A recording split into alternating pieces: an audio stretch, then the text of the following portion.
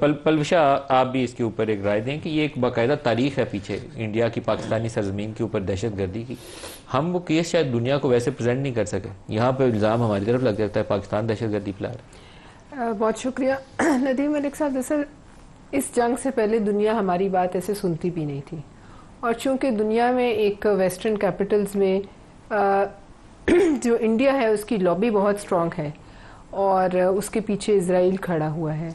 वो पता है वेस्टर्न कैपिटल्स में, वॉशिंगटन में वो लोग कितने मजबूत हैं, तो लिहाजा उनकी बात ज़्यादा सुनी जाती थी। फिर हमारे पर एक लेबल सा जो लगा है वो हम उठाए उठाए फिरते थे।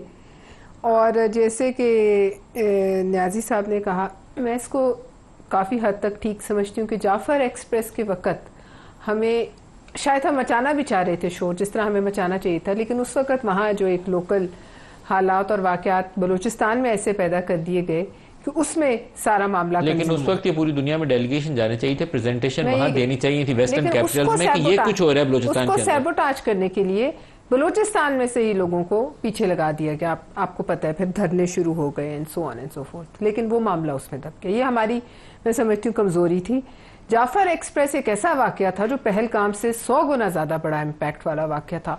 पहलगाम में जो लोग, ये मैं नहीं कह रही कि किसी हर जान जो है वो बराबर है, लेकिन पहलगाम में 27-28 कैजुअलिटीज थी। वो लोग वेल टू डू लोग थे, घूमने एक का भी अफसोस है, नहीं होना चाहिए था। ये तो लेकिन जो जाफर एक्सप्रेस वाले थे वो तो मजदूर थे, आम गरीब लोग थे, और उनको किस तरीके से मैसूर करके और बलूचिस्तान में सीरीज ऑफ इवेंट्स हुए इन्हीं दिनों में। और दूसरा ये कि आपने जो कहा टारगेटेड किलिंग्स, तो इसका जो एक सीरीज ऑफ टारगेटेड किलिंग्स है आपने भी रिपोर्ट की, और मैं समझती हूँ बड़ी ये एक हमारे लिए एक आई ओपनिंग बात है। बहुत तशवीश की बात होनी चाहिए कि इस हद तक टारगेटेड किलिंग्स जो हैं वो हुई, और ये सिर्फ यहाँ नहीं हुई, कनाडा में हुई, अमेरिका में हुई, वहां उन्होंने शोर मचाया। तो हमारा मामला तो वैसे ही फिर साबित हो जाता था। हमने उस वक्त इसको जरा उस हद तक नहीं शोर मचाया, इस पे शोर मचाना नहीं किया।